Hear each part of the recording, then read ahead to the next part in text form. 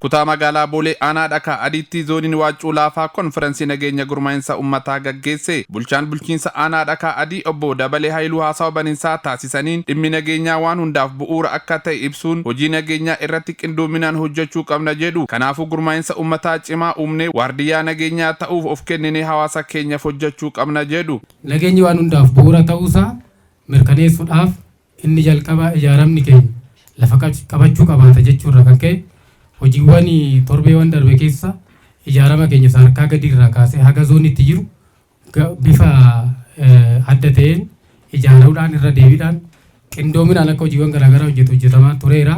San ammoo irra goolabuudhaaf asitti bakka keessummoonni argamanitti bu'aan gama kanaan dhufe maal fakkaata ka jedhu ciminni hanqinni asirratti ijaarama kana keessatti jiru maal fakkaata ka jedhuuf sagantaa kana qopheessuu keenyaaf nus gammachuu guddaa nutti dhaga'ama.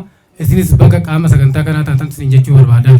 Hirmaattota konferensii tokkos yaada fi gaafilee qabaniin nageenya zoonii keenyaa mirkaneessuuf tokkummaa keenya cimsannee kan hojjennuudha. Misooma akka biyyaatti hojjetaman kan tikfannuudha. Garuu akka zoonii kanaatti rakkoon bishaanii fi daandii waan jiruuf furamuu qaba jechuun hundaa ol filannoo bara 2018 karaa nagaan akka gaggeeffamu ga'ee keenya ni baana jedhan. Bishaan kun dhufee as ga'eera amma saayitii ollaa keenyaa waan meetira 500 caalirra jira. Akkamittiin bishaan kana finnee ummati kun hawwii misoomaa qabu kana dhandhamee badhaadhina hawwisaa yookaan immoo galmasaa sana milkeessa kan jedhu sanarratti illee kallattii kaa'annee hoggansi azirullee asaayimentii kana qabatee waan ummanni kun hirmaachuu danda'uun kallattii qabannee otoo itti deemnee waan kana dhugoomsine boru iftaan otoo hin jedhin jechuudha. Asii ka'ee tanan hawwaash horii jarkaanii harreetti fe'ee hawwaash waraabaa ture.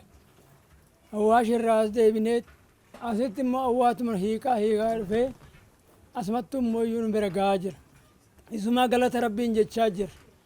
Gaafa ammoo amma dhufee as ga'u kan ammoo amma dhufee asitti boonuma tokkoof lama arganne.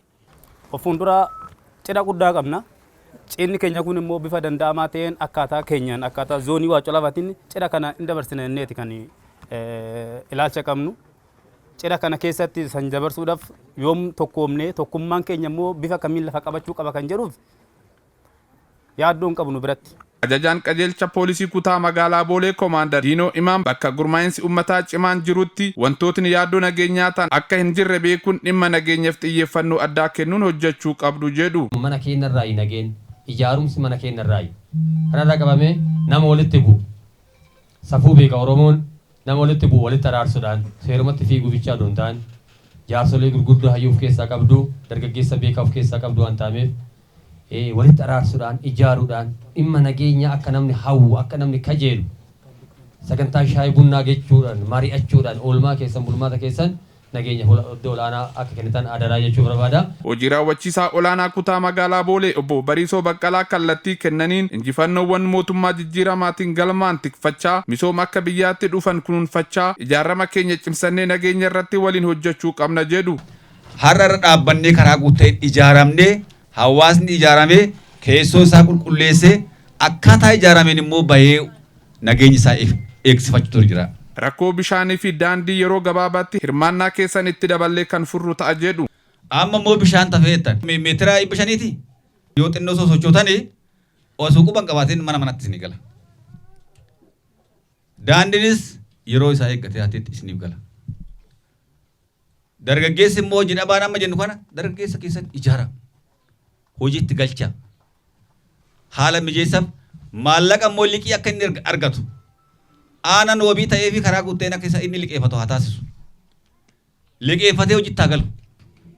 Saba kana ijaarree karaa fuulduraatti fiduu fi dubbanneetuma addaan deemu sun ta'een waan ta'e lafatti lafa kaa'aa.